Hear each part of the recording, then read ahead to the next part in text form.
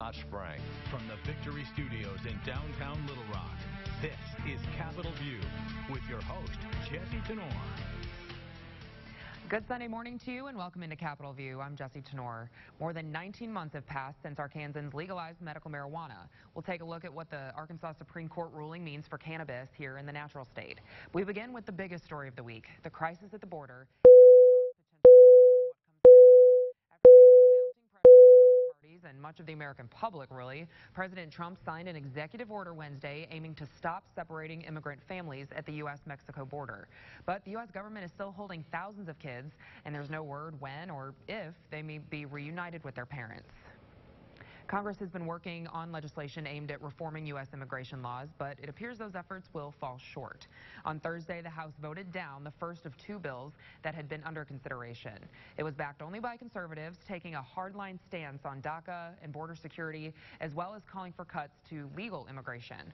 All four Arkansas congressmen voted for it, but it failed by a considerable margin. The House delayed voting on a second bill, which includes border wall funding and a pathway to citizenship for DACA recipients, until sometime this coming week, so we'll keep you updated on that.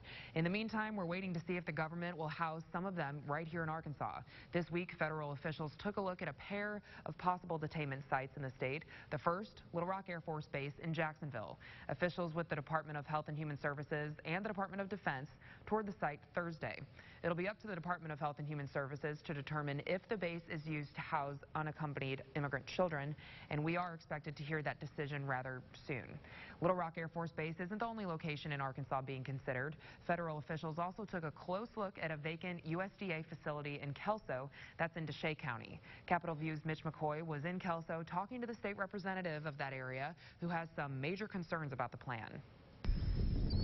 It's quiet now, but things may take a quick turn. Property is at the lower end of a floodplain. Andrew Wargo III has lived in Kelso nearly all his life. He says the old fishing experiment station federal agents were looking at Thursday are unfit for anyone to live in. It'll go under a foot of water and stay that way for 24 hours. People who live here tell me when it rains, it pours. They say this site becomes a big infestation for mosquitoes, snakes, even alligators. They're not interested in the buildings. They're interested in building tents on the property. State Representative Mark McElroy lives in Kelso. He says he does not support separating immigrant children from their parents at the border or housing them in Deshay County. But I would invite our president to come down. Let's spend the night in the tent, and if he can stay all night, I will never complain again. I don't think that's going to go over very well. Wargo says he could support immigrants being brought to Kelso if the right infrastructure was in place. You put people out there in tents, the mattresses are going to be floating out of the tents. They're going to be wading knee-deep. The proposed site is about a half-mile away from where thousands of Japanese Americans were detained in the 1940s during World War II. And we had 9,000 people that didn't look like us, so we locked them up. Making people wonder if Kelso could make history again. And as mentioned, Deshay County was the site of a Japanese internment camp during World War II. Among the many people brought there in the early 1940s was Star Trek actor George Takei. He said that it's vital to remember what happened there. He wrote on Twitter Thursday, "Just heard that they are considering a detainment center for immigrant children just 2 miles from where I spent my childhood, behind barbed wire in a camp in Rohwer, Arkansas. I have no words." Takei was, of course, one of thousands of Japanese Americans detained in southeast Arkansas during World War II. Coming up after a quick break, I'll talk to one of those detainees, a friend of Takei's even, who still lives in Arkansas, about his experience and how he says it relates to what's going on today. You're watching Capitol View on Sunday morning. Family owned since 1979, Johnston's Home Center is Central Arkansas's best department store, and now we're bigger than ever before. Super savings this month with special offers on the entire line of GE appliances, stoves, microwaves, refrigerators, washers, and dryers. Low prices and top-notch customer service. That's Johnston's. Little Rock Surgery Center is an efficient, affordable alternative for approximately 90% of all outpatient surgeries. We have the ability to save you up to 40%, and we deliver extremely high patient satisfaction. Call Little Rock Surgery Center today or visit llsurgery.com. Do you suspect abuse or neglect of your loved one in a nursing home? Here are some things you should look for: bed sores, bruises, dehydration, significant weight loss. Any one of these could be evidence that something is wrong. If your loved one has been the victim of abuse or neglect, call the lawyers at Rainwater, Holt, and Sexton. 1-800-434-4800. They'll help you weather the storm.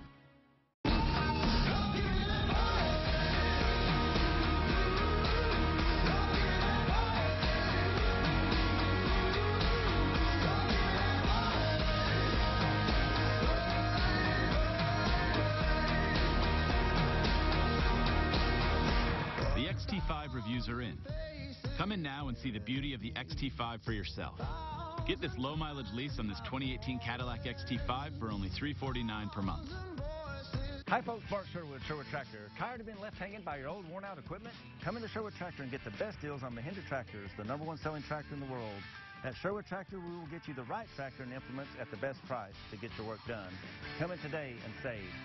Family owned since 1979, Johnston's Home Center is Central Arkansas's best department store. And now we're bigger than ever before. Super savings this month with special offers on the entire line of GE appliances. Stoves, microwaves, refrigerators, washers, and dryers. Low prices and top-notch customer service. That's Johnston's. You're watching Capitol View, Sunday morning talk focused on the political scene in Arkansas.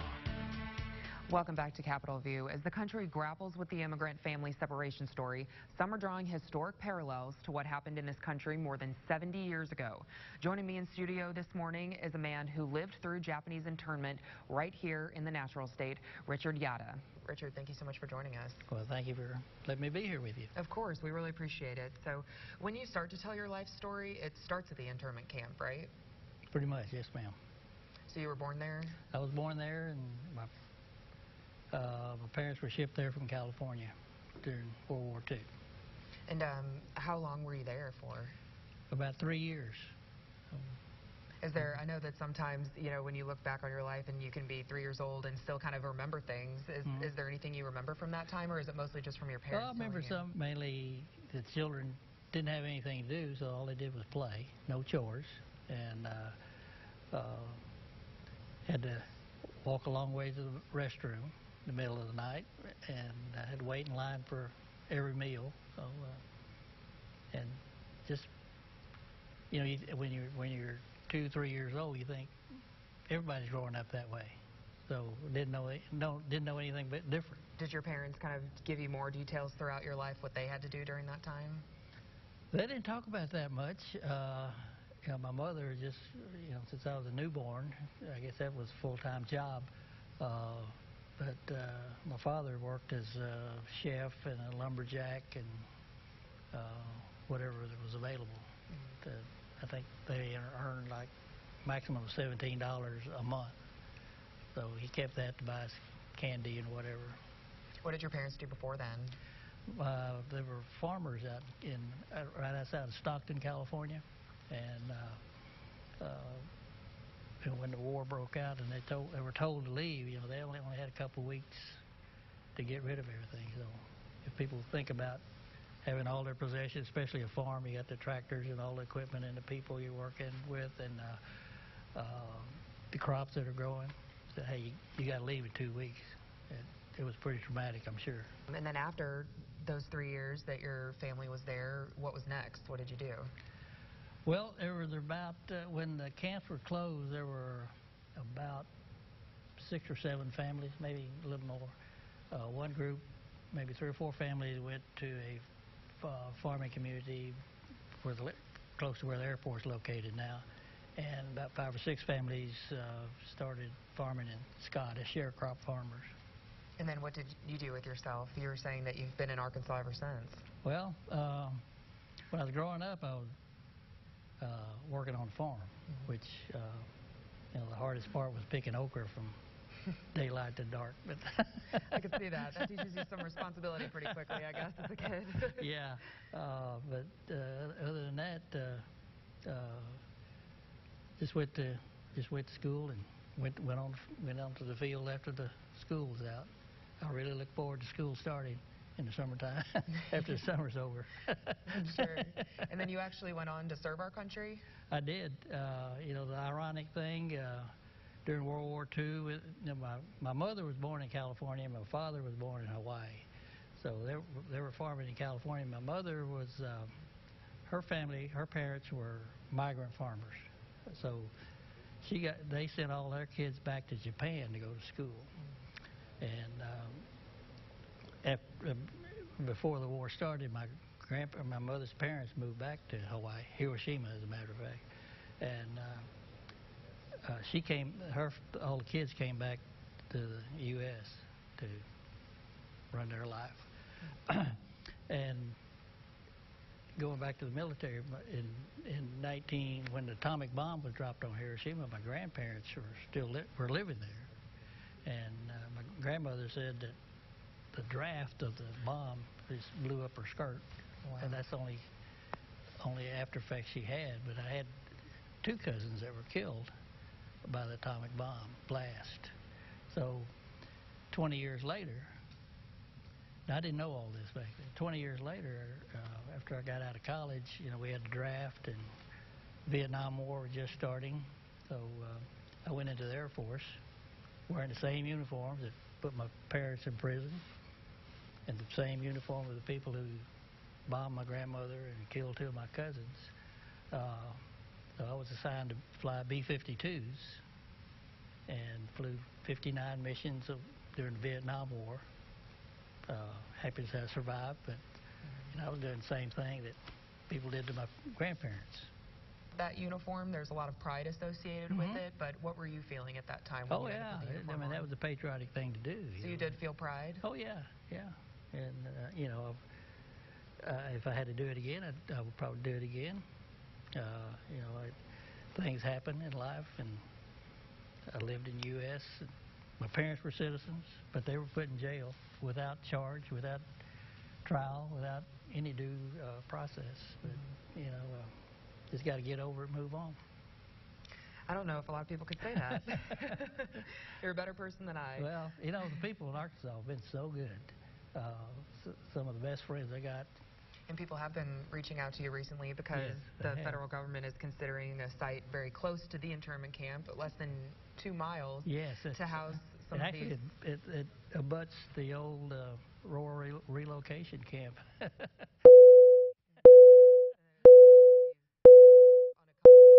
Migrant children. What was your initial reaction when you had heard that site was being considered? It was really surprising because there's a museum in McGee about World War II internment camp, and there's a museum in Los Angeles, which I'm on the board, Japanese American National Museum. That the reason for their existence is let's tell everybody this story so it will never happen again. And then this last April, we had a reunion in McGee at the museum. My friend George Takei came down from California to talk, and one of the talks was, we hope this never happens again. And then, 2 months later, here's one, they're going to talking about putting the camp in right next door. So, wow. And they're talking about Tent City. And, I don't know where they're from, but mosquitoes will carry people away down in Arkansas. I've only been here for about 5 years, and I know that very well. There is bipartisan opposition, though, here in the state to housing these children here. We've heard from state lawmakers, even the governor, and then, of course, across the country, you're seeing Americans protest this Trump policy of separating children from their families. But do you kind of consume all of this with some resentment, since the only support you were hearing back then was the sound of silence? Yeah, there were a lot of crickets back then, back in 1940s. And the same people, well, I don't want to get politics involved in it, but the same people who are complaining today, they were not around in 1940, and I haven't really got my head wrapped around this situation on the Mexican border, because I've wondered, where were these people when they were throwing my parents in jail they didn't break a law? Now, these people coming across the border illegally, they're breaking a law. I mean, we got laws, and they're breaking them. So if they get arrested, if you and I robbed a bank and we got arrested and we had children at home, we'd separate. They got to go somewhere. They're not going to jail with us. So I just wonder where all these people were when I needed their help. And now they're stepping up for people who are breaking law. And a friend in McGee was saying that in the paper he was quoted, people on death row are going to have better facilities than what these people will have living in a tent city. So that says a lot. Yeah, I think what we need to do is, this is a problem. No one wants their kids taken away. Even Donald Trump didn't want kids taken away. We just got to come together, quit fighting, and quit trying to get a vote, and get something done that's right for all the people. Now that you're 74 years old, yes. Right? Yeah. How does those 3 years when you were in that camp still affect you today? Well, you have flashbacks of what my parents went through. All of a sudden, get 2 or 3 weeks, you got to leave everything, and what they went through. I was talking to Elizabeth Eckford with Little Rock 9. She was marching down that street, people yelling. My mother said, when they had to go to the assembly center, they had to march down the street and go to the bus to take them to the assembly center. Said people were yelling, not saying nice things, spitting. And Elizabeth had to go through that. And even when I got out of the Air Force or came back from the Vietnam War, same thing was happening. All my friends were getting yelled at, spit at, and life goes on. I guess so. Do you see a time in our country when that would end? I guess you have to be hopeful. You seem like a very optimistic person. You hope it would. Right now there's just too much polarization in politics, and people just need to, like Barack Obama said, that elections have consequences. Trump is our president. Let's support him and get things done and let him run the country. We have rules, let's follow them. It's just amazing how even the Supreme Court is supposed to interpret the law, and they can't even agree on it. So they're the final answer. So something needs to be done. Everybody gets together and live life peacefully. Well, hey, Richard, I think that's a great way to end. We really appreciate you coming on the show and sharing your experience with us. I appreciate you having me there. And when we come back, we'll dig into the legal fight over medical marijuana and where the process stands more than a year and a half after Arkansans voted to legalize it. You're watching Capitol View on Sunday morning. When disaster strikes, when duty calls, and when others are in need, they go first. Now it's time to put them first. Ford thanks those who go further for all of us. First responders, military personnel, veterans, and retirees get 1,000 appreciation cash on top of public offer from Ford, America's best-selling brand. Visit FordSalutesThoseWhoServe.com to learn more. These crispy tenders are so flavorful and crispy. I know, right? They're so flispy. Flispy? Yeah, flavorful and crispy. It's this thing I do where I combine 2 words to make a cooler word. How neat. I also came up with Labradoodle. You had a Labrador who could draw? Nothing beats our new crispy tenders made with 100% all-white meat and cooked to golden perfection. Try them now on our $3.99 crispy tender dinner. This is how you Sonic. Few others on Earth can rival the strength of an ant relative to its size. Until now. The new 2018 GMC Terrain has arrived. Terrain, the powerful compact SUV from GMC. Get over $2,700 total value on a 2018 GMC Terrain Denali when you finance through GM Financial. And current non-GM owners, use your additional purchase cash to get over $5,200 total value. You can have a beautiful new kitchen or bathroom without the stress of a typical renovation. Just call Granite Transformations in Maumelle. Our quartz counters fit permanently in place right over your old countertops. Installation only takes about 1 day, and our surfaces are made with Forever Seal, so they're more scratch and stain resistant than ordinary granite. Right now, get up to $1,000 off during our summer savings event. Call Granite Transformations for a free design consultation. You're watching Capitol View, Sunday morning talk focused on the political scene in Arkansas. Welcome back to Capitol View. We saw new developments this week in the legal battle over medical marijuana here in the natural state. The state Supreme Court ruled the cultivation licenses can move ahead after a judge blocked them. But there's not really an indication when the product will actually be available to patients. Joining me in studio to discuss the latest developments is David Couch, the author of the Arkansas Medical Marijuana Amendment. David, welcome back. Good morning. How are you doing today? Great. Thanks for joining us again, per usual, to break everything down. So I know that you were watching the oral arguments. Since you were watching those, what was your initial reaction to their ruling? Was it something you predicted just from their line of questioning, or what have you? Yeah, exactly. From their line of questioning at the arguments and the briefing that you read before the arguments, you knew that the issue was whether or not the court felt as if the circuit court had jurisdiction, because there had not really been a final decision by the agency, and so it was expected. That was what we expected them to rule. Okay. And then we're kind of in this 2-week holding pattern, at least right now, because that's, I guess, when the ruling takes effect, per se. A mandate, yeah. But you have a 2-week period where people can petition the court to rehear the matter before it becomes final. I don't anticipate anybody will do that. Okay. What about the Department of Finance and Administration? I was talking to their spokesman earlier this week. They were saying, you know, we can't say what the 5 members of the Medical Marijuana Commission can do, but they have a couple options here. After the 2 weeks, they could immediately award the licenses, or they could go back and review them, maybe even rescore them. What are they going to do? You know, probably what they'll do, since they've not done anything, and I felt they could have done something in the meantime, or at least indicated what they were going to do. I suspect that they probably will just go ahead and stick with the 5 that they have. You know, Justice Kemp had a concurring opinion which indicated that the Supreme Court at least has some discussions about the rules and some other potential issues that may be involved with the commission that they should look at.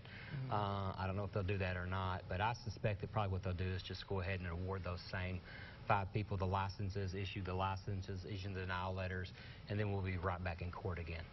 What do you think of state lawmakers kind of responding to this? I know you have like Democrat Scott Bolt saying let's start the whole thing over again, and then of course Doug House, who spearheaded the legislation, is resisting it. So, I mean, does that have much pull? I guess not a whole lot.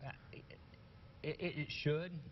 Personally, if I was on the commission, you know, you want this industry to start off on the right foot, and there's been a lot of controversies surrounding this, and so you have 85 people that the Marijuana Commission thought at least were qualified to do that. If it was my decision, in order to kind of remove the smell, to speak, from the whole entire process, I think I would just put all 85 names in a hat and draw out the top 5. I was opposed to that to begin with, but you know, we're 590 days, almost 600 days into this issue now, and the most important thing is that we get the medicine to the patients that need it as soon as possible.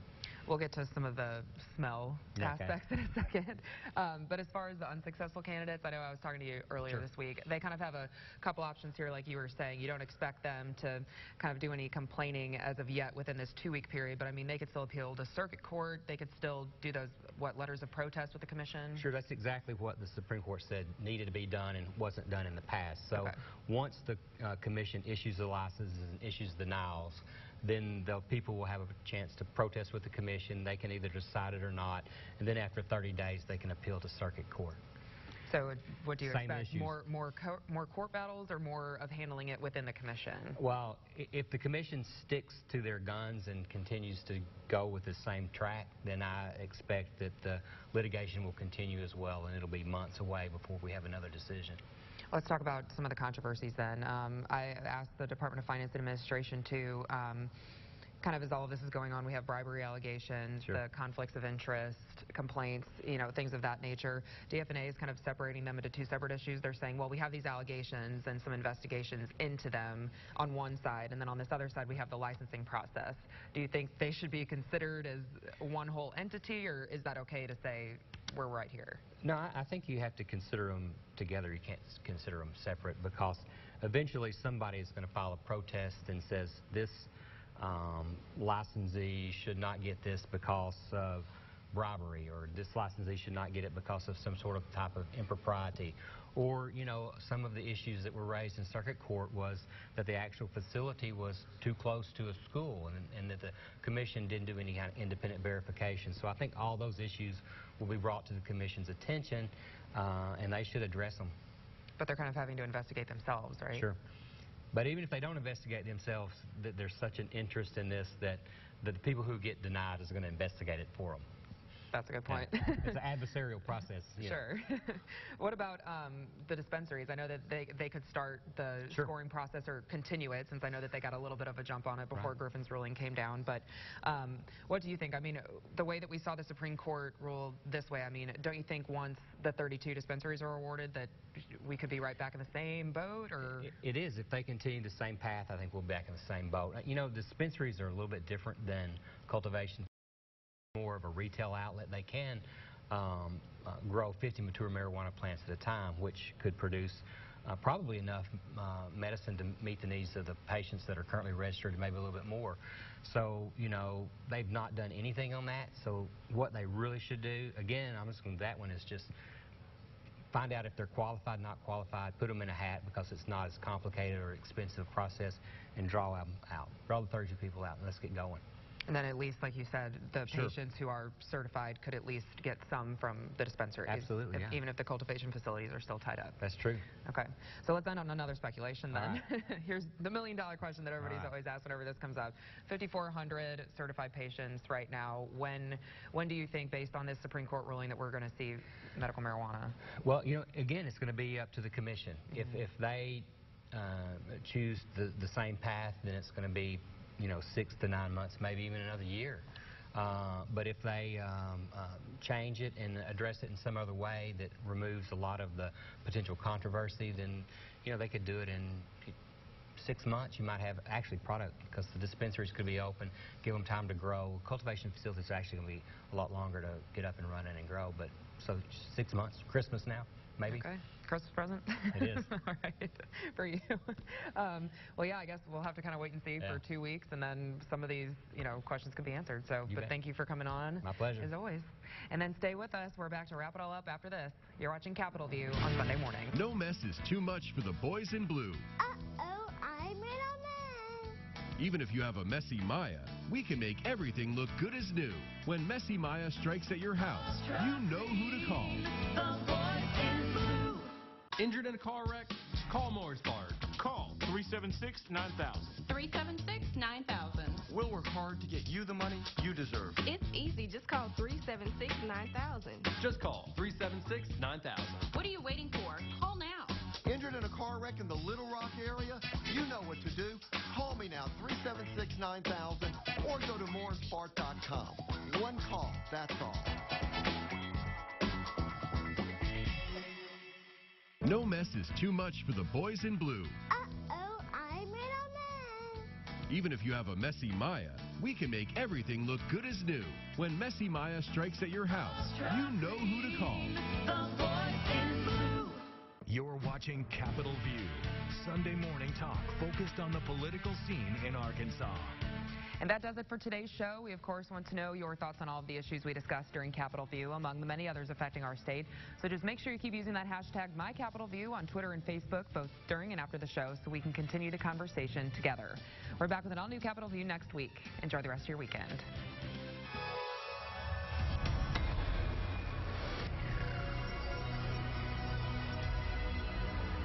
Need a new mattress? Homestyle Furniture's summer mattress sale is on right now with unbeatable prices. During our Independence Day sale, you'll find the greatest deals on your new mattress. Text FREE to 99.